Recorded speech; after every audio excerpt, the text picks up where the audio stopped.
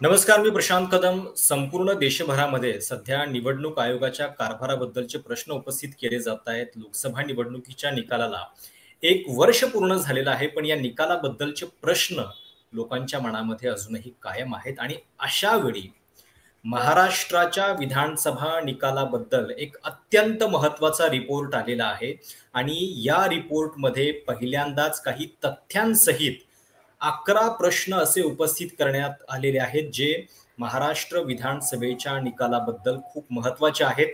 आणि हा निकाल ज्या पद्धतीने आलेला आहे, तेव्हापासून खरं तर बऱ्याच लोकांना प्रश्न पडलेला आहे. पण पहिल्यांदाच काय नेमक्या त्याच्यातल्या त्रुटी आहेत आणि कुठं नेमका प्रॉब्लेम आहे, हे शोधणारा हा रिपोर्ट आहे व्होट फॉर डेमोक्रेसी या संस्थेचा.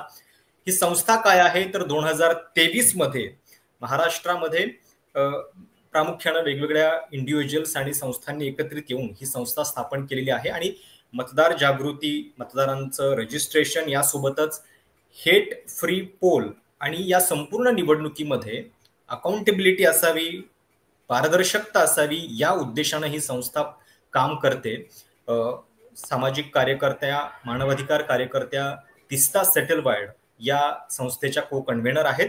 आणि सगळ्यात महत्वाचं म्हणजे या संपूर्ण रिपोर्टमध्ये ज्या लोकांचं मार्गदर्शन घेण्यात आलेलं आहे ते वेगवेगळ्या क्षेत्रातले तज्ज्ञ लोक आहेत, जसं की कम्प्युटर सायन्सचे तज्ज्ञ आणि गेल्या 40 दशकांपासून या क्षेत्रामध्ये जे काम करतायत ते माधव देशपांडे सर, ज्यांनी अमेरिकेमध्ये ओबामा प्रशासनाच्या सोबत सल्लागार म्हणून सुद्धा काम केलेलं आहे. आणि आपल्या युट्यूब चॅनलवरती सुद्धा त्यांनी अनेकदा ईव्हीएम बद्दल अनेक मोठमोठ्या विषयावरती सोप्या भाषेतलं डिस्कशन जे आहे ते आपल्यासोबत केलेलं होतं. तर अशा वेळी हा रिपोर्ट येतो आणि तो रिपोर्ट महाराष्ट्राच्या निकालाबद्दल काही गंभीर प्रश्न उपस्थित करतो. म्हणजे तुम्ही वारंवार याच्याबद्दल बोलला असाल की महाराष्ट्रामध्ये लोकसभा ते विधानसभा या 5 महिन्यामध्ये अचानक इतकं मतदान का वाढलं. पण हे वाढलेलं मतदान जे आहे ते दाखवताना सुद्धा निवडणूक आयोग आणि इतर संस्था ज्या आहेत महाराष्ट्र सरकारच्या, याच्यामध्ये कसा फरक होता. आणि 14 दिवस आधी जे महाराष्ट्र निवडणुकीच्या आधी मतदानाची आकडेवारी येते, कारण तोपर्यंत मतदार यादी अपडेट होत असते, या सगळ्याबद्दल सुद्धा काही धक्कादायक खुलासे पहिल्यांदाच झालेले आहेत. आणि म्हणून हा व्हिडिओ पूर्णपणे पहा, कारण या व्हिडिओ नंतर तुम्हाला महाराष्ट्राच्या विधानसभा निवडणुकीच्या बद्दल जे प्रश्न आहेत त्या सगळ्यांची उत्तरं सोप्या शब्दामध्ये मिळतील. आता माझ्यासोबत जॉईन झालेले आहेत एकतर स्वतः तिस्ता सेटलवार्ड आहेत, ज्या या व्होट फॉर डेमोक्रेसीच्या को कन्व्हेनर आहेत. मॅडम, स्वागत आहे तुमचं. आणि माधव देशपांडे सर, ज्यांचं मार्गदर्शन या संपूर्ण रिपोर्टमध्ये घेण्यात आलेलं आहे, ज्यांची मी ओळख आत्ताच तुम्हाला करून दिली. अतिशय महत्वाच्या वेळी हा रिपोर्ट एकतर आलेला आहे, ज्यावेळी राहुल गांधींनी सुद्धा पत्रकार परिषदेमध्ये हा उल्लेख केलेला होता की आम्हाला निवडणुकीच्या निकालाबद्दलच्या शंका अनेक वर्षांपासून होत्या, पण महाराष्ट्राच्या निकालानं त्याच्यावरती शिक्कामोर्तब केलं. इतका हा निकाल संपूर्ण देशाला अचंबित करणारा आहे, धक्का देणारा आहे. या संपूर्ण रिपोर्ट मधले 11 पॉइंट्स जे आहेत त्याच्याबद्दल आपण थोडक्यात सविस्तरपणे बोलूच. पण सुरुवात तिस्ता सेटलवार्ड मॅम यांच्यापासून करूयात. मॅम, जेव्हापासून हा निकाल लागलेला आहे वेगवेगळ्या मुद्द्यांची चर्चा तर बरीच झालेली आहे, पण पहिल्यांदाच तुम्ही आकडेवारी घेऊन आलेले आहात. आणि एक आकडेवारी मला याच्यातली खूप धक्कादायक वाटली, ती म्हणजे 14 दिवस आधी जो मतदानाचा आकडा आहे तो सुद्धा जवळपास 16 लाखांनी वाढलेला आहे अचानकपणे. तर काय नेमकं तुम्हाला याच्यामध्ये म्हणजे संशय येतो आहे आणि कुठल्या मुद्द्यांच्या वरती हा रिपोर्ट जो आहे तो जास्त तुम्हाला महत्वाचा वाटतो? प्रशांत कदम जी, नमस्कार. और मैं माफी चाहती हूँ आपके दर्शकों से कि मैं हिंदी में जवाब दूंगी. मराठी में बहुत अच्छी तरह समझती हूँ, बोलती हूँ, मगर थोड़ा सा टेक्निकल बातों में मैं स्लिप हो जाऊंगी, इसीलिए. आपका सवाल बहुत ही अहम है और आपने बिल्कुल एक ये जो नस पकड़ी है हमारे जो अभी 2014 पेज का रिपोर्ट जो अभी अभी हाल में बेंगलोर में साथ में हम लोगों ने प्रकाशित किया. तो एक्चुअली बात ये है ना कि एक दर्शकों की समझना जरूरी है कि 2024 के चुनाव से हम लोग ये आंकड़े के ऊपर नजर रख रहे हैं. देशपांडे सर आपको बताएंगे कि ईवीएम सिस्टम और उसमें क्या क्या गड़बड़े, उस पर मैं उनके ऊपर ही छोड़ दूंगी, उनकी एक्सपर्टीज है.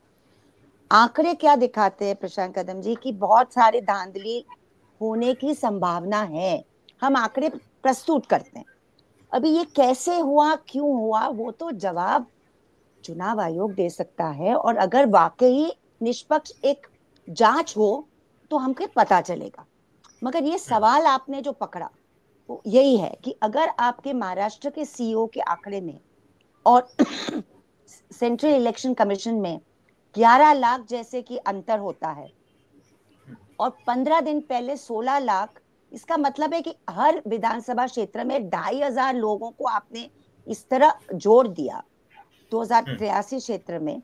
वो बिल्कुल असंभव है, हो ही नहीं सकता। और ये हुआ कैसे, ये सवाल हम लोग पूछ रहे हैं। सवाल का जवाब मिलता नहीं है हमें, और ये सवाल जो जवाब नहीं मिलता है, उससे और भी शंका जो है, संशय जे वाढतो, चुनाव आयोग बद्दल संशय लोकांचा वाढतोय, विश्वासघात होतोय। आणि त्याबद्दल म्हणजे बहुत ही महत्व की बात यह है कि जवाबदेही होनी चाहिए, और एक एक आंकड़े के जो सवाल हमारी संस्था जैसे लोग उठाते रहे हैं एक्सपर्ट्स के जरिए, उसका एक बहुत ही शांतिपूर्वक तरीके से चुनाव आयोग को जवाब देना चाहिए और इसकी जांच होनी चाहिए। बिलकुल।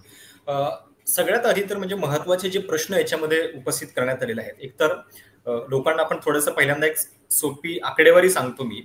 महाराष्ट्राच्या विधानसभा निकालामध्ये 25 विधानसभांचे निकाल हे 3,000 पेक्षा कमी मतांच्या फरकाने लागलेले आहेत। 3,000। त्याच्यानंतर 39 विधानसभा मतदारसंघांचे निकाल 5,000 पेक्षा कमी फरकाने लागलेले आहेत। म्हणजे याचीच जर आपण बेरीज केली तर ती जवळपास 64च्या आसपास जाते। आणि इतक्या कमी मतांमध्ये तुम्हाला खरं तर म्हणजे जो काही खेळ करायचा आहे तो करता येऊ शकतो, हे पहिल्यांदा लक्षात घ्या।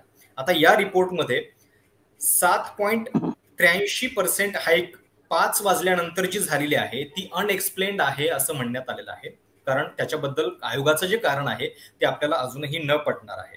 सोबतच शेवटच्या 15 दिवसामध्ये 16 लाख वोटर जे आहेत, महाराष्ट्राच्या विधानसभेचं म्हणजे मतदान होण्याच्या आधी 15 दिवस अचानकपणे 16 लाख वोटर वाढलेले आहेत।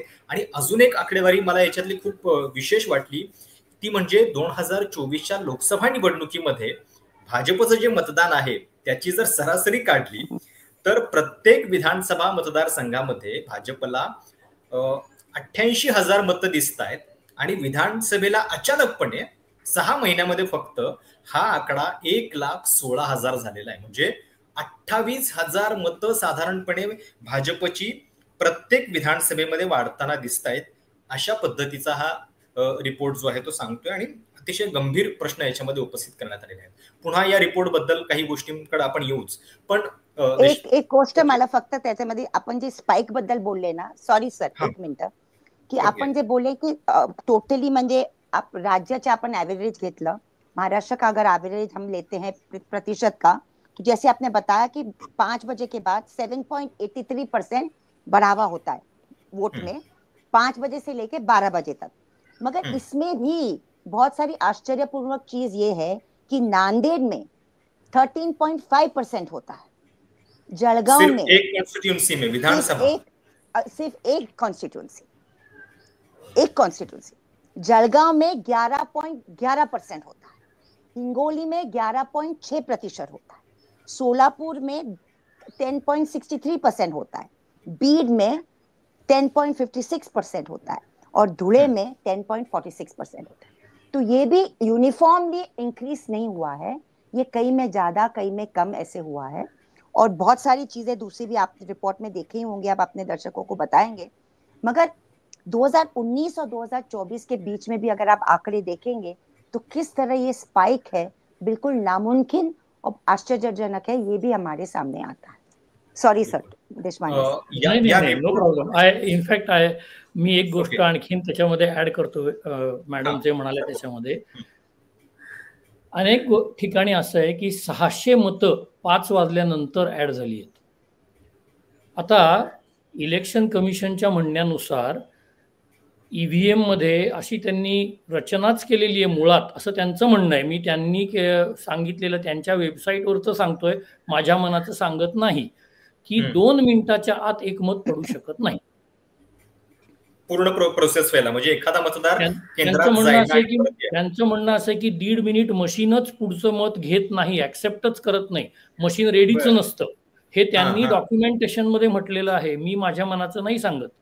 आणि अर्ध मिनिट माणूस यायला आणि बघायला एवढा वेळ लागतो.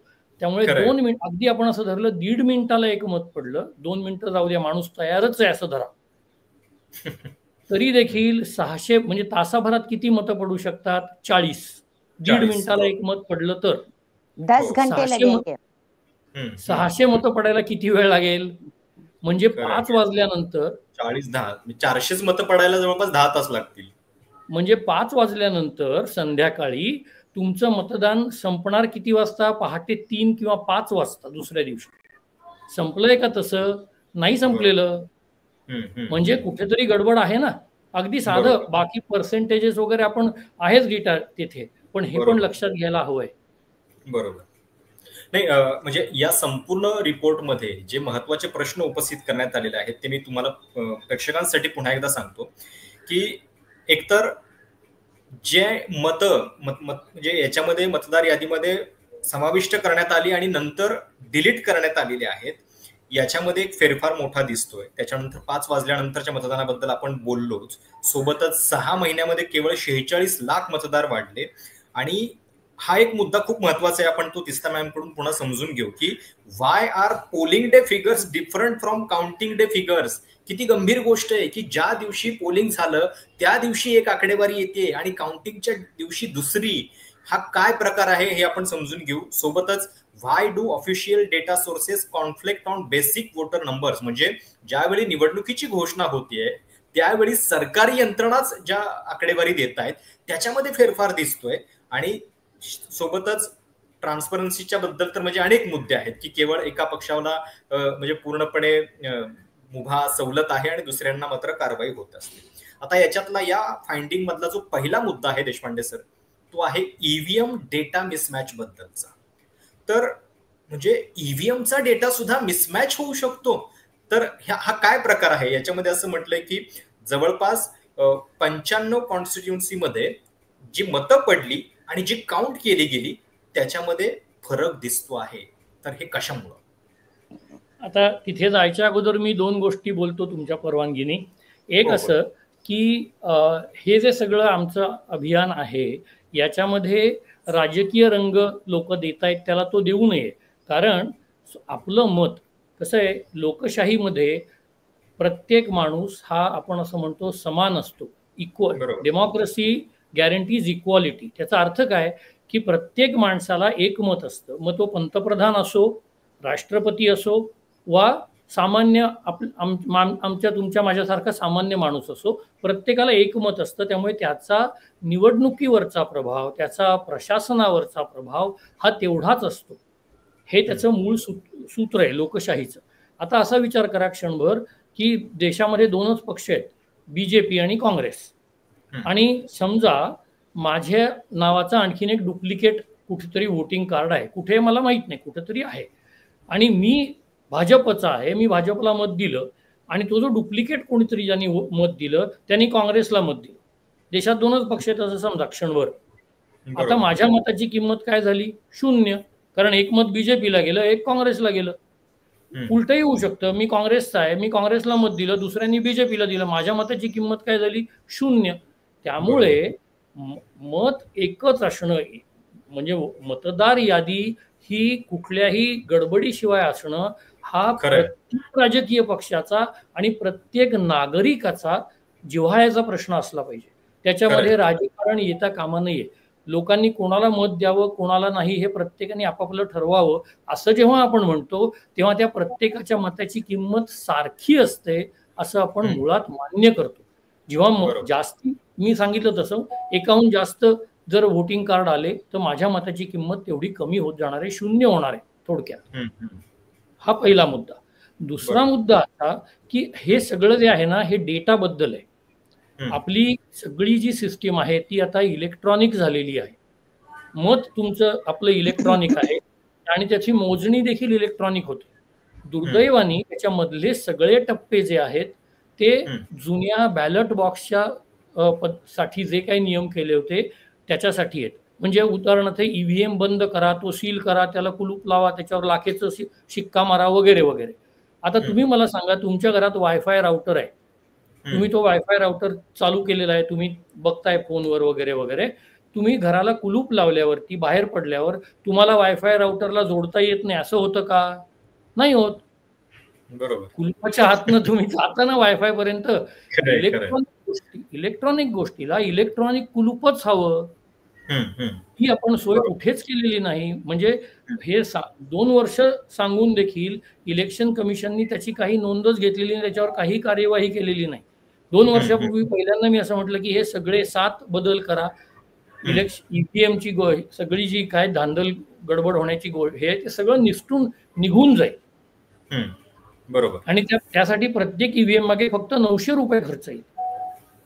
आता याच संदर्भात आणखीन एक बोलतो. आज इलेक्शन कमिशन असं म्हणते की आम्ही 45 दिवसच डेटा ठेवणार.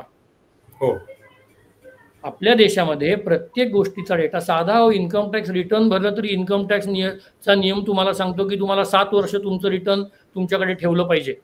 त्याला डिलिमिटेशन असं म्हणतात कायद्यानुसार. मी काही कायदे तज्ञ नाही, पण आपण इन्कम टॅक्स भरतो त्यामुळे आपल्याला माहिती असतं. मग ज्याचा देशावरती एवढा गंभीर परिणाम होणार नाही त्याला 7 वर्ष जपून ठेवा, आणि ज्याचा देशाच्या भविष्यावरती अतिशय गंभीर परिणाम होणार आहे त्याच्याबद्दलचं रेकॉर्डिंग 45 दिवसात काढून टाका. मी तुम्हाला दाखवीन, कॅल्क्युलेशन अतिशय साधं आहे, डिटेल्स मध्ये जायला नको, पण 100 कोटी मतं जर ठेवायची असतील, 100 कोटी, तर फक्त 300 गिगाबाईट डेटा लागतो. आज 4 टेराबाईट म्हणजे 4,000 गिगाबाईटची हार्ड डिस्क फक्त 7,900 रुपयाला मिळते अमेझॉनवर सुद्धा. म्हणजे 10 वर्षाचा डेटा ते एका 7,900 रुपयात राहू शकतो सगळा. आणि जर तुम्ही व्हिडिओ रेकॉर्डिंग बद्दल बोललात तर फक्त 2.1 कोटी रुपये लागतात वर्षभर डेटा ठेवायला, क्लाउड मध्ये ठेवलात तरी. जर हार्ड डिस्कवर ठेवलात तर त्याच्याहून कमीच, त्याच्या 1/3 खर्च आहे. म्हणजे थोडक्यात काय की या सगळ्या डेटा, माझा पॉइंट असा आहे की हा सगळा डेटा आहे. इलेक्टोरल रोल हा देखील, म्हणजे वोटर लिस्ट हा देखील डेटा आहे.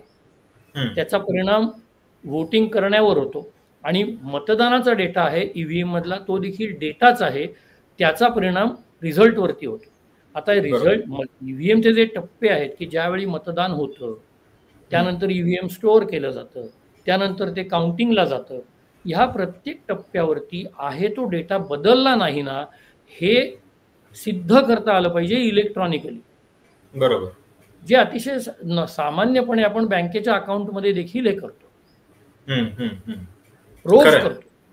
बरोबर आहे. आणि ते केलं गेलं नाहीये. आणि म्हणून ज्या दिवशी मतदान झालं, आणि मी म्हटलं तसं की वायफाय राउटर माझा चालू आहे ना, मी कुलूप लावलंय त्याला, पण बाहेरनं ऍक्सेसिबल येतो. बरोबर. मग मतदान झाल्यानंतर मोजणीपर्यंत बदल शक्य आहे. आणि ह्याची जबाबदारी कुठल्याही राजकीय पक्षाची नाहीये, याची जबाबदारी इलेक्शन कमिशनची. आणि म्हणून पुन्हा सांगतो, सर्व नागरिकांनी त्यांच्या राजकीय ज्या काय कन्व्हिक्शन्स असतील, त्यांच्या राजकीय धारणा ज्या काय असतील त्या बाजूला ठेवून ह्या आपल्या मताच्या अधिकाराबद्दल अतिशय जागरूक राहिलं पाहिजे. आणि सर्व राजकीय पक्षांनी खरं म्हणजे एकत्र येऊन इलेक्शन कमिशनला सांगितलं पाहिजे. खरं. पण म्हणजे सर, आता या रिपोर्ट मधला हा पहिलाच जो मुद्दा आहे, म्हणजे ईव्हीएम डेटा मिसमॅच, की 95 विधानसभा मतदारसंघामध्ये वोट पोल्ड आणि काउंटेड मध्ये फरक दिसतोय, आणि 19 मध्ये एकतर म्हणजे मतं वाढलेली आहेत आणि 76 मध्ये कमी झाली. तर हे कशामुळे झालेलं असू शकतं? याचं एकच उत्तर माझ्या मते टेक्निकली शक्य आहे. 2च उत्तर शक्य आहेत टेक्निकली. एक म्हणजे मतदान संपल्यानंतर स्पुरियस ज्याला म्हणतो, खोटी मतं त्याच्यामध्ये इलेक्ट्रॉनिक याच्यात ऍड झाली, हे एक शक्यता. दुसरी, जे यंत्र, जे कंट्रोल युनिट मतदान झालं त्या दिवशी वापरलं गेलं, ते कंट्रोल युनिट काउंटिंगच्या वेळी वापरलंच गेलं नाही. जसं पूर्वी बॅलेट बॉक्सेस केले जायचे, स्टफ्ड बॅलेट बॉक्सेस आणायचे, तसं नाही तर इलेक्ट्रॉनिक मतं प्रसूत होऊ शकत नाहीत ना. 2 मतांना मिळून 1 मत झालं बुवा नवं, असं नाही होऊ शकत नाही इलेक्ट्रॉनिक. बरोबर. जी काय 1200 मतं त्या कंट्रोल युनिटमध्ये पडलेली असतील ती 1200च राहायला पाहिजे, ती 1199 होऊ शकणार नाहीत, 1201 होऊ शकणार नाहीत. ह्या 2 गोष्टी घडल्या नाहीत तर, आणि ह्या घडू नयेत म्हणूनच पहिल्या गोष्टीसाठी, दोन्ही गोष्टींसाठी इलेक्ट्रॉनिक लॉक असायला पाहिजे, किंवा चेकसम किंवा हॅशसम अशी साधी गोष्ट कॉम्प्युटर सायन्समध्ये गेली 60 वर्ष वापरली जाते. ती जरी वापरली, आता कसं आहे, फॉर्म 17C पुन्हा एकदा मी तुम्हाला भूतकाळात थोडासा नेऊन पुन्हा वर्तमानात आणणार आहे. फॉर्म 17C हा जेव्हा आपण चिठ्ठ्यांवरती मतदान करत होतो त्यावेळी दिलेला फॉर्म आहे. त्याच्यामध्ये फक्त मतांची संख्या येते. आता तुम्ही इलेक्ट्रॉनिक लॉक न करत असल्यामुळे, इलेक्ट्रॉनिक लॉकचा अर्थ काय, मी समजा 11 वाजता 2 नंबर इलेक्ट्रॉनिक मत असतं म्हणजे काय, इलेक्ट्रॉनिक मताला काही भाजप, काँग्रेस किंवा समाजवादी अशी व्हॅल्यू नसते. 1, 2, 3, 4 अशी व्हॅल्यू असते, जे बटन दाबलं गेलं त्याची. आता 11 वाजता 1, 11 वाजून 5 मिनिटांनी 2, 11 वाजून 7 मिनिटांनी 5 अशी जर बटणं दाबली गेली असतील तर त्याची एका मॅथमॅटिकल फॉर्म्युलानी, म्हणजे गणिती फॉर्म्युलानी जे काहीतरी एक नंबर येतो त्याला चेकसम म्हणतात साध्या भाषेत, बाकी डिटेल्स मध्ये नको जायला आपण. आता ही जी याची गंमत त्या चेकसमची अशी आहे की तुम्ही हा डेटा तोच ठेवलात, फक्त त्याचा क्रम जरी बदललात तरी चेकसम बदलते, म्हणून ती महत्वाची असते. आणि मग तुम्ही जर संध्याकाळी जेव्हा मतदान संपतं तेव्हा ही चेकसम जर प्रिंट करून प्रत्येक उमेदवाराला किंवा त्याच्या प्रतिनिधीला दिली आणि काउंटिंग सुरू व्हायच्या अगोदर ही चेकसम काढून ती स्क्रीनवर दाखवली त्या मशीनमध्ये, हीच आहे बघा, आणि प्रत्येकाने आपापली चेक करा, तर तुम्हाला ही खात्री देता येईल प्रत्येक उमेदवाराला की या पेटीमधल्या मतांमध्ये कुठलाही फेरफार, क्रम सुद्धा बदलला गेला नाहीये. बरोबर. पण म्हणजे जेव्हा हे सगळं काम सुरू झालं होतं या रिपोर्टचं, म्हणजे अगदी छोटा प्रश्न मला तुम्हाला विचारायचा की तुम्हाला असं वाटलं होतं की ही पण गोष्ट समोर येईल की ईव्हीएमच्या डेटामध्ये सुद्धा मिसमॅच? अहो, आपण गृहीत धरतो काही गोष्टी, प्रामाणिकपणा हा गृहीत धरलेला असतो. खरं. आणि विशेष तेस्ताजी तुमचा आवाज म्यूट आहे, तुमचा आवाज म्यूट आहे. मी म्यूट केलं होतं, सॉरी. म्हणजे एक और चीज मैं दर्शकों को याद दिलाना चाहती हूँ कि आप याद रखिए वो दौर जो इलेक्शन का दौर था, जब इलेक्शन हो रहा था, इलेक्शन का प्रोसेस अपडेशन हो रहा था वगैरह, तो वोटर्स काफी एक्टिव थे, मतलब लोग एक्टिव थे, प्रतिनिधि भी एक्टिव थे, और बहुत सारे शिकायतें आ रहे थे. वो शिकायत बारे में पब्लिक मेमोरी हमारी इतनी कम हो गई है ना आजकल, इतनी ज्यादा धांधली हो जाती है कि हम भूल जाते हैं. आपको याद होगा कि बहुत सारे राउटर मिले पोलिंग स्टेशन के पास, बहुत सारे कंप्लेंट आए कि ईवीएम मशीन गायब है, फिर ऐसे आया कि स्ट्रॉन्ग रूम सिक्योर नहीं है, बहुत सारी चीजें हुई. तो ये सब चीजों कहीं ना कहीं लोगों को लगा कि कहीं ना कहीं गड़बड़ी हो रही है या की जा रही है, होने वाली है. इसीलिए हम लोगों ने आंकड़ेबाजी ये देखना शुरू किया. और एक्चुअली देशपांडे सर जानते हैं, हम लोग फरवरी, मार्च, अप्रैल में ही रिपोर्ट निकालने वाले थे. उसके बाद पता नहीं, कभी कभी लगता है कि ये सब निकाल का फायदा क्या, फिर हमने रुक गए थोड़ा सा, फिर वापस हमको लगा कि नहीं, इतना सारा जब काम हो चुका है, एनालिसिस हो चुका है, और यहाँ पे हम डॉक्टर प्यारेलाल गर्ग और डॉक्टर देवासम जी को भी हम बहुत एक्नॉलेज करना चाहते हैं. हमारे कलीग्स भी है हमारी टीम में, बहुत ही नौजवान कलीग्स जिन्होंने बहुत ही मेटिकुलसली सब एक्सपर्ट्सों की बात समझी. प्रोफेसर हरीश कर्णिक सर जो IIT कानपुर से है, मतलब बीच चुनाव में प्रशांतजी आपलं चालू होतं, नागपूरचं चालू होतं इथे, तेव्हा लोकांचा फोन येत होता आपले झाल्यानंतर की आम्ही जेव्हा 40,000 रुपये भरायला जातो आणि मशीनची टेस्टिंग करायला बघतो तेव्हा आरो बोलतात नाही करू शकत तुम्ही, आम्ही फक्त मॉक पोल करू देऊ, आम्ही फक्त मॉक पोल करू देऊ. म्हणजे इलेक्शन कमिशन, चुनाव आयोग has become a law into itself. Supreme कोर्टचा आदेश 24 आणि 28 एप्रिल 2024चा आदेश आहे, त्याच्यावरती पण तुम्ही 40,000 पर मशीन लावता, म्हणजे एवढं जास्त खर्च आणि एवढं जास्त बर्डन तुम्ही टाकता कॅन्डिडेट वरती, तरी सुद्धा लोक तयार होते 10 मशीन 15 मशीनचं चेक करायला. पण तुम्ही एवढं प्रोसेस रिजिड केलं आणि गैरकानूनी केलं का लोकांना करायला शक्यताच नव्हती. तो मतलब मुझे तो आश्चर्य होती है कि जो इलेक्शन पिटिशन का जो एक पूरी प्रक्रिया है, जो कोर्ट के सामने जाकर आप इलेक्शन को चैलेंज करते हो, वो पूरी प्रक्रिया ही मीनिंगलेस हो गई है, उसका कोई अभी मतलब नहीं रहा, क्योंकि जमीन पे कुछ और हो रहा है, चुनाव आयोग कुछ और कर रहा है, और आपको इलेक्शन पिटीशन 45 डेज के अंदर आपको दाखिल करनी है, नहीं तो वो वैलिड नहीं है। तो कभी ना कभी हम हमारे संवैधानिक न्यायालय से भी अपेक्षा करते हैं कि कहीं ना कहीं वो रियलिटी से भी जुड़ के अपने आदेश दे कि जमीन पे हो क्या रहा है, हो क्या रहा है। और ये कहना कि विपक्ष ने लड़ा नहीं, ये मैं बात मानती नहीं। महाराष्ट्र में कम से कम मैं जानती हूँ कि 75 के ऊपर इलेक्शन पिटीशन दाखिल हुए, मगर लोग हिम्मत हार जाते हैं ना, जब मीडिया साथ में नहीं है, कोई साथ में नहीं है। कभी कभी विपक्ष की पार्टियां भी उनके साथ में नहीं रहती, अकेला अकेला कैंडिडेट लड़ रहा है। तो ये तो एक बहुत बड़ा षड्यंत्र चल रहा है सिस्टम को अपसेट करने का, सिस्टम को खोखला बनाने का। और मैं मानती हूँ कि जो आप जैसे चैनल्स वगैरह इसको जिंदा रखने का काम कर रहे हैं, ये बहुत बड़ी बात है, क्योंकि नहीं तो ये बात लोगों तक कैसे पहुंचेगी, कैसे पहुंचेगी। नाही म्हणजे या रिपोर्ट मधला हा मुद्दा तर मला किती म्हणजे धक्कादायक वाटतोय की सरकारी यंत्रणांच्याच आकडेवारीमध्ये तफावत दिसते, आणि त्यातही पोलिंग डेच्या दिवशी आणि काउंटिंग डेच्या दिवशी वेगवेगळे आकडे. तर हा थोडासा काय प्रकार आहे, थोडंसं विस्तृतपणे जरा प्रेक्षकांना सांगा, म्हणजे काय त्याच्यामध्ये तुम्हाला त्रुटी सापडल्या. कोणाला विचारताय? मैडम चुनाव प्रक्रिया में जो बहुत सारे 2017 के बाद प्रॉब्लम शुरू होने लगे, मैं आपको बता रही हूँ। इसके पहले जो हमारा ईवीएम सिस्टम था वो एक स्टैंड अलोन सिस्टम था, मतलब ते मशीन बॅलेट युनिट आणि युनिट वगैरे स्टँड अलोन मशीन्स होते. त्यानंतर 2017 नंतर एक चेंज, म्हणजे एक बहुत बड़ा बदलाव लाया गया. उसमें क्या हो गया कि अचानक आपका SLU जो है, सिंबल लोडिंग यूनिट को आपने बाहर से कनेक्टिविटी देके आपने चुनाव आयोग के वेबसाइट से कनेक्ट किया. अभी आपको अगर लगता है कि ये ballot unit, symbol loading unit, counting unit, जो पूरा EVS सिस्टम बनता है, उसको अगर आपको सिक्योर नहीं करना है, जैसे कि देशपांडे सर ने अभी एक्सप्लेन किया कि आपको चेकसम या हैशसम करना पड़ेगा, सिर्फ 17C फॉर्म से नहीं बात चलेगी. साथ साथ आपको पेयरिंग करना पड़ेगा. माधव देशपांडे जी आपको बराबर बताएंगे. आपको CCU और बैलेट यूनिट को पेयर करना पड़ेगा. आपको सिंबल लोडिंग यूनिट को सिक्योर रखना पड़ेगा.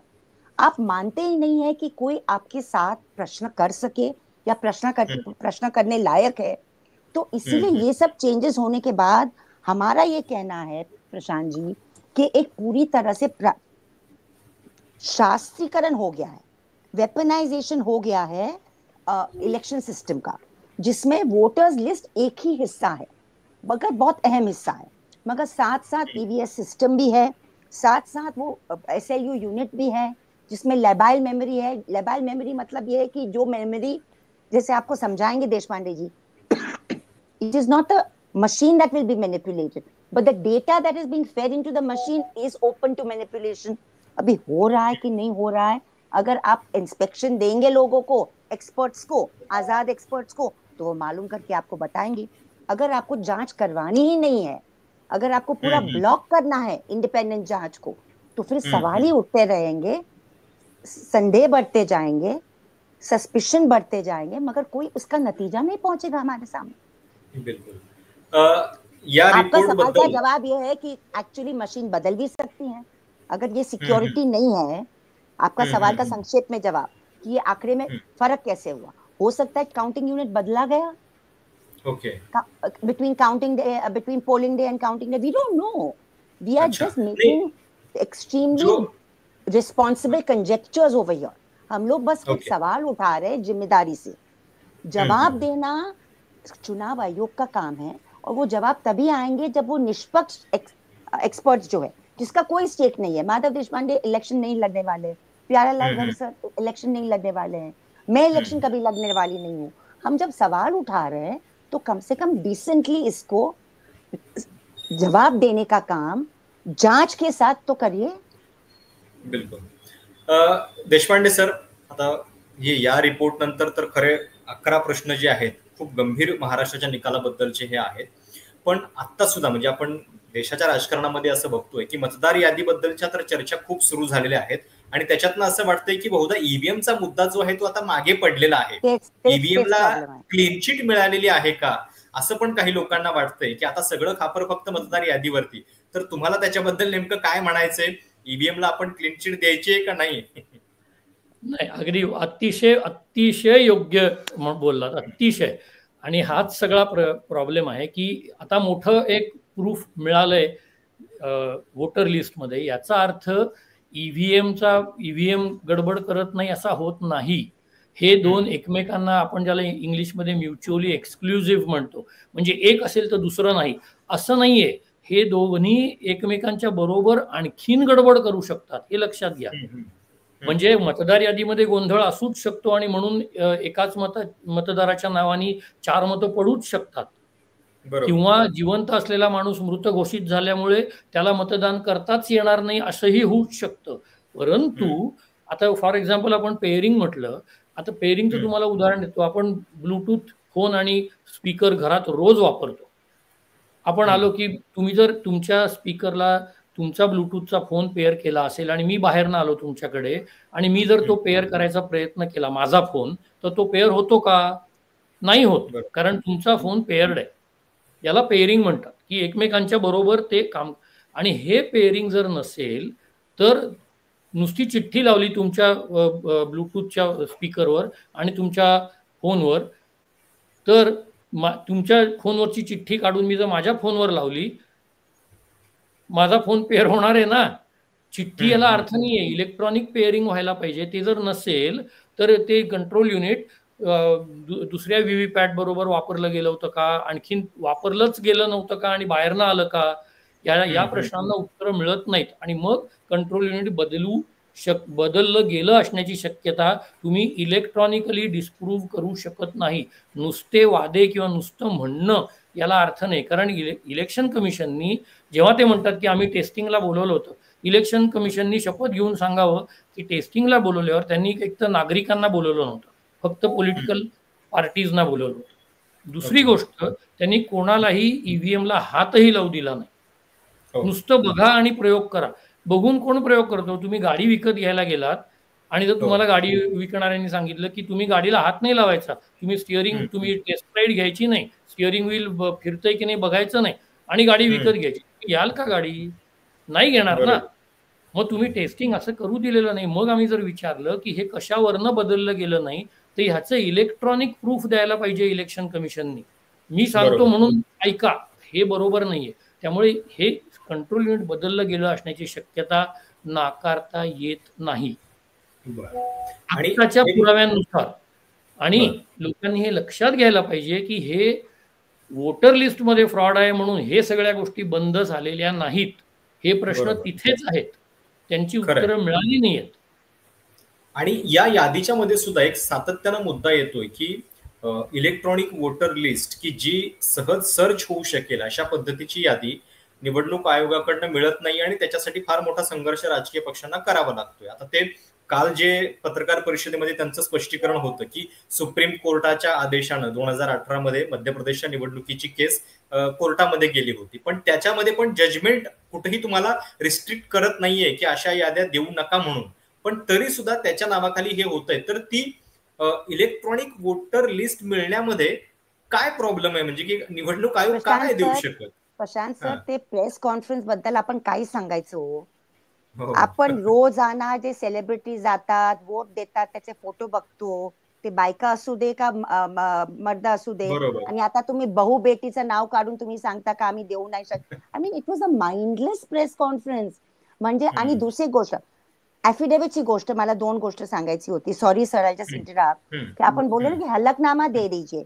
राहुल गांधी क्या बोल रहे, आप हलफनामा दे दीजिए, आप जो भी कह रहे आप स्वॉन ॲफिडेव्हिट. 3 वर्ष आपल्याला आपली माळशिरस जी आपली जी विधानसभा क्षेत्र आहे त्याच्यामध्ये मार्कडवाडीचा लोकांना विसरू नको. म्हणजे तिकडले जे जिंकलेले कॅन्डिडेट म्हणजे उत्तमराव जानकर, ही कलेक्टेड 1 लाख प्लस एफिडेविट. म्हणजे उन्होंने 1 लाख से ज्यादा साइंड एफिडेविट कलेक्ट करने को, मतलब इसीलिए उन्होंने वो इकट्ठित किया, ये दिखाने के लिए कि ये गांव में से 200 से 300 ज्यादा सामने वाले कैंडिडेट को नहीं मिलते थे, मुझे ज्यादा मिलते थे. वो जीत गए थे चुनाव, वो जीत गए थे. अगर आपको कुछ घबराहट नहीं थी अगर चुनाव आयोग को, तो उनको बाइपोल करने देने चाहिए था. वो अपने खर्चे पे वो गांव कर रहा था. अब क्यों इतना एफआईआर के ऊपर एफआईआर के ऊपर एफआईआर आपने दर्ज किए गांव वाले को डराने के लिए? इस तरह का शास्त्रीकरण और क्रिमिनलाइजेशन आपने किया। साथ साथ कल अखिलेश यादव को आप सुन लीजिए, मैं पार्टी पे नहीं जा रही हूँ, मगर वो कह रहे थे 2022 के चुनाव के बाद हमने 18,000 हलफनामे दिए चुनाव आयोग को, क्योंकि उन्होंने हमको नोटिस दी जब हमने कहा कि आपने वोटर डिलीशन किए हैं, वोटर्स लिस्ट में से आपने निकाल दिए वोटर को, एक एक समुदाय, नट समुदाय के, बैकवर्ड समुदाय के, अल्पसंख्यकों के। तो चुनाव आयोग ने उनको नोटिस दी कि आप ये सब चीजें हमको एफिडेविट पर दो। तो उन्होंने 18,000 वोटर्स की एफिडेविट दी, उनके पास रसीद भी है। आपने कुछ कार्रवाई नहीं की। जब विपक्ष करता है कुछ, मुझे इतना ही शिकायत विपक्ष का है कि आप एक बात उठाते तो आप सरल उसको उठाते क्यों नहीं जाते हो? यही बात जो आपने अखिलेश ने कल जो बताई, अखिलेश यादव ने, अगर उनका उसका एक कैंपेन बनता तो लोगों को पता चलता कि इतना सारा एविडेंस यूपी चुनाव में भी था, किसी को नहीं पता था। तो थोड़ा बहुत विपक्ष कर रहा है अपने आप, मगर मीडिया के साथ नहीं देने की वजह से, जो भी वजह हो, इट डज नॉट स्टे विद द इशू, मतलब लगातार ये कैंपेन नहीं चला पाता। और इसीलिए ये पूरा जो शास्त्रीकरण चुनाव आयोग का हो गया है, उसके ऊपर कोई सवाल ही नहीं उठा रहा है। बरोबर। अगर आप कानून को देखो, रिप्रेजेंटेशन ऑफ पीपल्स एक्ट और इलेक्टर्स रोल को अगर आप देखेंगे तो डबल नाम अगर वोटर्स लिस्ट में आते, प्रशांत कदम के 5 नाम, तीसरा सेटलवर्ड के 10 नाम, माधव देशपांडे के 4 नाम, तो गलती किसकी है? गलती तो डीओ और बीएलओ और एआरओ की है ना, आप और हमारी नहीं है। जांच तो उनको करना है। कानून भी कहता है कि you are the ones guilty, तो आप हमें हमारे ऊपर क्यों थोप रहे हो? राहुल गांधी के प्रेस कॉन्फ्रेंस के बाद इतना फायदा हुआ कि इंडिविजुअल इन्वेस्टिगेटर सोशल मीडिया पर बहुत पैदा हो गए। तो हमारे पालघर में सामने आकर कह रहे हैं, बिल्कुल बिल्कुल, और तहकीकात कर रहे हैं। तो पालघर में, मैं आपको पालघर के बारे में बताऊं, पालघर में सुषमा गुप्ता नाम के एक हस्ती के पास 6 जगह उनका एंट्रेंस था, 6 जगह, 6, वो एक ही जिले में she was on the electoral roll in 6 different places, 5 नहीं, 4 नहीं, 3 नहीं। तो जब तहकीकात हुई इसके ऊपर, तो ये बात ऑल्ट न्यूज के चैनल ने डाल दी अपने वेबसाइट, ट्विटर हैंडल पे, एक्स पे, कि ये औरत का जो है नाम 6 बार आता है।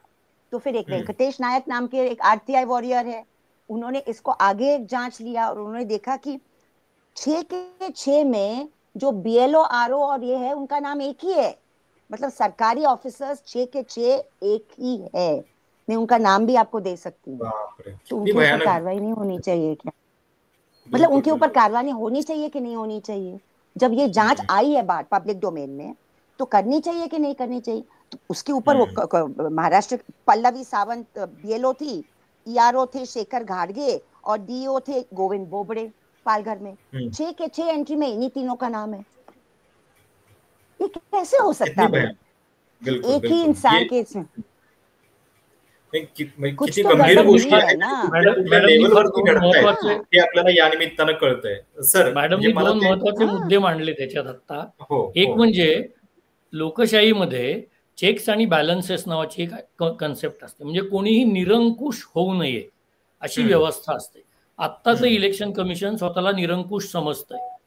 खरं म्हणजे त्याच्यावरती सुप्रीम कोर्टाचा अंकुश असायला हवा. बरोबर. सुप्रीम कोर्टाचा आणि संसदेचा, हा एक भाग. दुसरा, मला असं वाटतं, फार आनंद मला एका गोष्टीचा झाला. परवा बीजेपीच्या एका नेत्यांनी प्रेस कॉन्फरन्स घेऊन त्यांनीही इलेक्शन कमिशनवरती हेच आरोप केले. म्हणजे आता सगळेच राजकीय पक्ष म्हणतायत की वोटर लिस्टमध्ये फ्रॉड आहे. असंच एखाद दिवशी सगळेच राजकीय पक्ष म्हणतील ईव्हीएम मध्येही फ्रॉड आहे. पण इलेक्शन कमिशन त्याच्यावर काय करतं हा प्रश्न आहे. इलेक्शन कमिशन काहीच करत नाहीये. म्हणून मी मगाशी म्हटलं, सगळ्या राजकीय पक्षांनी एकत्र येऊन आणि सगळ्या नागरिकांनी एकत्र येऊन इलेक्शन कमिशनला जबाबदार धरलं पाहिजे की त्यांना पगार कशा करता मिळतो, टॅक्स पेयर्सच्या टॅक्समधनं त्यांना पगार कशा करता मिळतो, त्यांचं काम करायला. त्यांचं काम काय आहे की भारतातली प्रत्येक निवडणूक ते लोक काय म्हणू कंडक्ट करतात, ती निष्पक्ष, पारदर्शी आणि फेअर, म्हणजे न्यायपूर्ण अशी व्हायला हवी. हा कायदा त्याच्यासाठी त्यांची स्थापना झाली आहे. ते करत नसतील तर त्यांना जबाबदार धरणं हे अतिशय योग्य आहे. बरोबर. पण सर, म्हणजे या संपूर्ण गदारोळामध्ये जे निवडणूक आयोग म्हणजे ईव्हीएम बद्दल आपल्याला काय सांगितलं जातं की टेक्नॉलॉजी जी आहे तिचा वापर आपण आपल्या सगळ्या सिस्टीम मध्ये करतोय आणि त्याच्यामुळे सगळ्या गोष्टी वेगवान होतील, पारदर्शी होतील. मग याच टेक्नॉलॉजीचा वापर मतदार यादीबद्दल का नाही? म्हणजे तिथं डिजिटली सहज सर्च होईल अशी यादी देण्यामध्ये काय प्रॉब्लेम आहे? आणि त्याच्यातले जे बदल आहेत ते आत्ता झालेले आहेत. म्हणजे आधी वेगळं होती सिस्टीम, आता बदललेली आहे सिस्टीम. काय, कुठल्याही अधिकारावर असलेल्या माणसाला आपल्या पदाचा वापर कसा करायचा हे ठरवावं लागतं. तो वापर लोकांचं आयुष्य सुखकारक करण्याकडे करू शकतो किंवा ज्याला आपण इंग्लिशमध्ये न्यूइसन्स व्हॅल्यू म्हणजे उपद्रव किंमत, त्याची उपद्रव मोल, मी लोकांना किती उपद्रव देईन ह्याच्यामध्येच माझी किंमत मी ठरवणार आहे, असंही माणूस ठरवू शकतो. इथे उघडपणे असं दिसतंय की इलेक्शन कमिशनला लोकांचं आयुष्य, मग तो माणूस ती व्यक्ती असो, राजकीय पक्ष असो, कोणी असो, कुठल्याही भारतीयाचं आयुष्य सुखकारक करण्यामध्ये शून्य इंटरेस्ट आहे. त्यांना मी किती त्रास देऊ शकतो? आता तुम्ही मला सांगा, मी एक नागरिक म्हणून जर असं म्हटलं की माधव देशपांडे हा माणूस भारतामध्ये कुठे कुठे आहे मला बघायचंय, कसं बघणार हो मी? आणि नंतर खरं म्हणजे इलेक्शन कमिशनचं काम आहे, त्यांची जबाबदारी आहे, आणि हा त्यांचा गुन्हा आहे जर माझं नाव दुसऱ्यांदा आलं तर कुठेही. हा गुन्हा फक्त इलेक्शन कमिशनचा आहे, दुसऱ्या कोणाचाही नाही. पण समजा मला बघायचं असलं जागरूक नागरिक म्हणून की माझं नाव कुठे कुठे येतं, तर मी कसं बघायचं? एक प्रत्येक चित्र बघू? मला द्या ना PDF तुम्ही सर्च करायला. जर तुम्हाला माझं आयुष्य सुखकारक करणं आणि माझं नागरिक म्हणून भारतात राहणं हे अभिमानास्पद करायचं असेल तर तुम्ही हे कराल, तुम्ही डेटा द्याल मला. जर तुम्हाला असं वाटत असेल की आपली किंमत ही उपद्रव देण्यामध्येच आहे तर तुम्ही तो देणार नाही. इतकं साधं. बरोबर. तिस्ताजी, मला हे विचारायचं की आता म्हणजे महाराष्ट्राच्या विधानसभा निकालाला जवळपास 1 वर्ष पुढच्या 2-3 महिन्यामध्ये होईल. आता तुम्ही हे 11 फॅक्ट्स घेऊन आलेले आहात, 11 प्रश्न आहेत याच्यामध्ये की ज्याच्यामधनं निकालावरती प्रश्नचिन्ह निर्माण होतंय. तर याचं पुढं नेमकं काय होणार? आणि याच्यातला म्हणजे तो मुद्दा आपला बोलायचा राहिला की मतदान म्हणजे मतदार जे आहेत त्याचे जे आकडे दिले जात आहेत ते आकडे सुद्धा पोलिंग डेच्या दिवशी वेगळे आणि काउंटिंग डेच्या दिवशी वेगळे, हे कसं काय होऊ शकतं? आता हे मैं एक्चुअली ये जवाब ढूंढ रही हूँ कि अभी इससे आगे हम क्या कर सकते हैं. हम इतना ही कर सकते हैं कि ये जो हम कर रहे हैं वो और भी करते जाएं, और भी गंभीरता से करते जाएं. और जैसे हमने कल बैंगलोर में डिस्कस किया था, माधव सर भी आए थे, देवासायम सर भी थे, कि जैसे हम कुछ जांच और करते हैं ना प्रशांत जी, तो और भी कुछ निकलता है. मैं बैंगलोर से पहले एक दिन चेन्नई गई थी. अगर मुझे आप 2 मिनट और देंगे तो मैं कुछ बताना चाहती हूँ. बोलिए. अभी हम लोग 2024 के लोकसभा चुनाव और विधानसभा चुनाव के बारे में बात कर रहे हैं और वोटर्स लिस्ट के बारे में बात कर. मैंने कुछ बातें अभी आपको 2017 के बाद के बारे में रखी कि जिसको दोबारा दोहराने की जरूरत नहीं है, मगर एक चीज छूटनी नहीं चाहिए अपने डिस्कशन में से कि वीवीपैट भी ट्रांसपेरेंट होना चाहिए और कम से कम 30% वीवीपैट की गिनती होनी चाहिए. ये अलग बात. तमिलनाडु में जा रही थी, शुक्रवार को मैं वहां पे थी, तो हमारे एक्सपर्ट्स ने कुछ जांच तमिलनाडु के आंकड़े के बारे में की, क्योंकि हमारा जो रिपोर्ट निकला था 2024 वाला, तो वहां पे भी हमने देखा था कि वहां पे भी एक वोट सर्ज हुआ था, मतलब स्पाइक हुआ था तमिलनाडु में भी, और कुछ प्रतिशत वोट वहां पे भी बढ़ गए थे और वगैरह वगैरह. तो वहां पे हमको ये पता चला वोटर्स लिस्ट, सिर्फ वोटर्स लिस्ट देख के, नॉट ईवीएम, नॉट वीवीपैट वगैरह, कि 2016 में विधानसभा में 5 करोड़ 77 लाख वोटर्स तकरीबन थे, 91,000 वोटर्स थे. 2019 में बढ़ के 6 करोड़ 24 लाख कुछ वोटर्स हो गए तमिलनाडु में. 2021 में और 5 लाख बढ़ के 6 करोड़ 29 लाख वगैरह हो गए. 2021 और 24 के बीच में 30 लाख वोटर तमिलनाडु में कट गए. आप सोचिए मेरी बात. 30 लाख. ये ईसी के आंकड़े दिखाते हैं, हमारे पास पूरा पुरावा है। तो 2021 में अगर इफ द वोटर्स वर 6,29,43,693, 2024 में 5,99,41,832 हो गए, मतलब 30,01,000 कुछ कट गए। क्यों कटे भाई? जब पहले बढ़ रहे थे 5-5 लाख पर, अचानक ये 5 साल में क्यों कटे 21 और 24 के बीच? तो जैसे आप और कुछ ढूंढने जाएंगे तो और एक लेयर निकलता है हमारे सामने जाएगा। तो अभी वहां के लोग पूछ रहे हैं हमको कि कैसे हुआ, हमने बोला कैसे हुआ वो तो हमको मालूम करना पड़ेगा। डॉक्टर प्यारेलाल गर्ग कहते हैं कि ये सिर्फ 30 लाख का फिगर नहीं है, आपको 5 लाख और उसमें जोड़ना पड़ेगा जो हर साल इंक्रीज होना चाहिए। तो एक्चुअली वो 76 लाख होना चाहिए, वो मैं नहीं भी जोड़ूंगी तो 30 लाख कम से कम तो कम हुए हैं ना। तो हर बार कुछ नए आंकड़े हमारे सामने आते हैं। अगर आपके पास 1 घंटा और होता तो माधव जी का पीपीटी जो है, जो एसएलयू और बीएलयू वगैरह के सामने आपको, तो अब पूरे आपको दर्शकों को लगता है कि उन्होंने बहुत अच्छा तरह कंपैरिजन दिया था बैंगलोर में कि आपका जब अकाउंट होता है बैंक अकाउंट, तो आपको किस तरह रोजाना या हर 15 दिन या हर 3 महीने में आपको पूरा अपडेट होके आता है, ऑटोमेटिकली अपडेट होता है।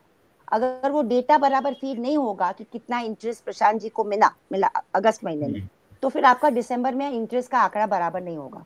तो अगर ईवीएम सिस्टम में आपका डेटा में ही एसएलयू में प्रॉब्लम है और एसएलयू को अगर आप सिक्योर नहीं रख सकते हो तो आपके रिजल्ट में फेर आ सकता है। ये हम क्यों मानने के लिए तैयार नहीं? हे किती गंभीर प्रश्न सवाल पूछ रहे। बिलकुल। तर म्हणजे या संपूर्ण रिपोर्ट मधनच महाराष्ट्राच्या निकालाबद्दलचे एक अत्यंत गंभीर प्रश्न उपस्थित झालेले आहेत। मला डिस्कशनच्या शेवटी दोघांनाही हा प्रश्न विचारायचा आहे।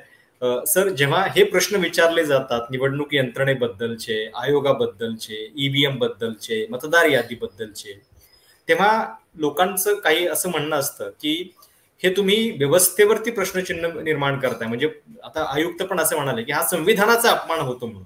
तर मुळामध्ये आपण ही सगळी प्रक्रिया शुद्ध करण्यासाठी प्रश्न विचारतो आहोत, पण त्याच्यामध्ये निवडणूक आयोग पारदर्शक होण्याच्या ऐवजी जास्त दिवसेंदिवस लपवालपवी करत चालल्यामुळे या शंका दाट होत आहेत। तर या सगळ्या टीकेला तुमचं उत्तर नेमकं काय आहे? का हे प्रश्न विचारत राहणं महत्वाचं असं तुम्हाला वाटतं? पहिली गोष्ट माझ्या मते, आयोगाने काही तोंड उघडायच्या अगोदर आपण आपलं काम ज्याच्यासाठी आपण पगार घेतो ते काम करतोय का हा प्रश्न स्वतःला विचारावा। कारण ते काम आपण करत नाही हे उघड आहे, ज्या अर्थी प्रत्येकच राजकीय पक्ष आता म्हणतोय की वोटर लिस्टमध्ये गडबड आहे याचं, आणि वोटर लिस्टचे संपूर्ण उत्तरदायित्व फक्त निवडणूक आयुक्तांवरती असतं, दुसऱ्या कोणाहीवर नाही। त्यामुळे आयुक्तांनी कोणालाही काही म्हटलं, एका चोरांनी दुसऱ्या सभ्य माणसाला चोर म्हणून काही होत नाही, पहिली गोष्ट। दुसरी गोष्ट अशी की एखाद्या गोष्टीवरती प्रश्नचिन्ह आता आयोगाच्या कार्यपद्धतीवरती आणि त्यांनी तयार केलेल्या जे काय त्यांच्या वोटर लिस्ट आहेत असतील, ईव्हीएम असेल, याच्यावर प्रश्नचिन्ह उपस्थित केलं म्हणजे राज्यघटनेवरती प्रश्नचिन्ह येत नाही। त्यांना राज्यघटना वाचायला पाहिजे, याचा अर्थ त्यांनी राज्यघटना वाचली नाहीये। एक राज्यघटना शब्द येत असला म्हणजे राज्यघटना समजली असं होत नाही। खरंय, त्याच्या मागे लपायचा प्रयत्न करू नका। जे चूक आहे, कसं आहे, आपण चुकलो आहोत हे जर मान्य केलं तर सुधारणा शक्य आहे। मी चुकलोच नाही असं म्हटलं तर कधीच सुधारणा होणार नाहीये। आणि चूक मुद्दामून केली का चुकून झाली आहे ह्याच्याबद्दलही आम्ही असं म्हणतच नाही तुम्ही गुन्हेगारी वृत्तीने चूक केली आहे, चूक झाली आहे हे दाखवलंय आणि त्याच्याबद्दलच योग्य स्पष्टीकरण द्या। मराठीमध्ये प्रांजळ असा शब्द आहे, प्रांजळ जर असेल माणूस, सभ्य प्रांजळ असेल तर तो म्हणेल अरे हो का, चूक झाली आहे का, बघूया कशी झाली आणि सुधारू। पहिल्यांदा ते ऍक्सेप्ट करणं महत्वाचं आहे, त्याच्यानंतरच त्याच्यावरती काहीतरी त्याच्यानंतर तुम्ही सुधारू शकता। तिस्ताजी, शेवटची कमेंट काय तुमची या सगळ्या रिपोर्ट बद्दल? महाराष्ट्रामध्ये अजून बिहार सारखं एसआयआर झालेलं नाही, पण बिहारचे जे होऊ शकतं, कधीही होऊ शकतं। बिहारचे जे चित्र आपल्या समोर येतात कि जो लोग मरे हुए हैं वो लिस्ट के अंदर है, जो लोग जिंदा है वो बाहर है। इस तरह का पूरा एक जल्दबाजी में किया हुआ SIR, वो सबसे लेटेस्ट चुनाव आयोग का एक हमारे सामने उदाहरण है। मेरा सब ये सवाल है कि अगर चुनाव आयोग संविधान की बात करता है तो मैं उनको सिर्फ धारा 326 के बारे में पूछना चाहती हूँ कि मेरा मत देने का अधिकार और हर भारतीय वासी को यूनिवर्सल एडल्ट फ्रेंचाइज का अधिकार हमारा संविधान हमको देता है। और जब वो खतरे में है, अगर वो अधिकार खतरे में है, तो हमें हर सवाल, कड़वा सवाल, तीखा सवाल करने का हमारा मूल्य अधिकार चुनाव आयोग नहीं छीन सकते। बरोबर. खूप खूप धन्यवाद तुम्ही या चर्चेसाठी वेळ दिल्याबद्दल. आणि ही चर्चा होत राहणं आवश्यक आहे, कारण जे प्रश्न आपल्याला पडलेले आहेत त्या प्रश्नांची उत्तरं शोधण्याचा रिपोर्ट प्रत्येकजण आपापल्या पद्धतीने करतो आहे. आणि वोट फॉर डेमोक्रेसीच्या या रिपोर्टमध्ये महाराष्ट्राच्या निकालाबद्दलचे काही गंभीर प्रश्न उपस्थित झाल्यामुळे आपण ही चर्चा केली. ज्या लोकांना अधिक इंटरेस्ट आहे त्यांनी वोट फॉर डेमोक्रेसीच्या वेबसाईटवरती जाऊन हा पूर्ण रिपोर्ट 214 पानांचा रिपोर्ट आहे, तो जर वाचला तुम्ही तर तुम्हाला अजून काही मुद्दे जे आहेत ते सखोलपणे समजतील. देशपांडे सरांचं जे डेमॉन्स्ट्रेशन आहे ते लवकरात लवकर आम्ही मराठीमध्ये पण टाकू, लवकरात लवकर. येस, मराठीमध्ये पण ते उपलब्ध होत आहे, त्यामुळे ती गोष्ट जी आहे ती तुमच्यासाठी महत्वाची आहे. ही चर्चा तुम्हाला कशी वाटली, तुमचे काही सूचना असतील, मुद्दे असतील, अजून काही प्रश्न असतील, तुम्हाला कमेंट्समध्ये आवर्जून कळवा. चॅनल सबस्क्राईब करायला विसरू नका.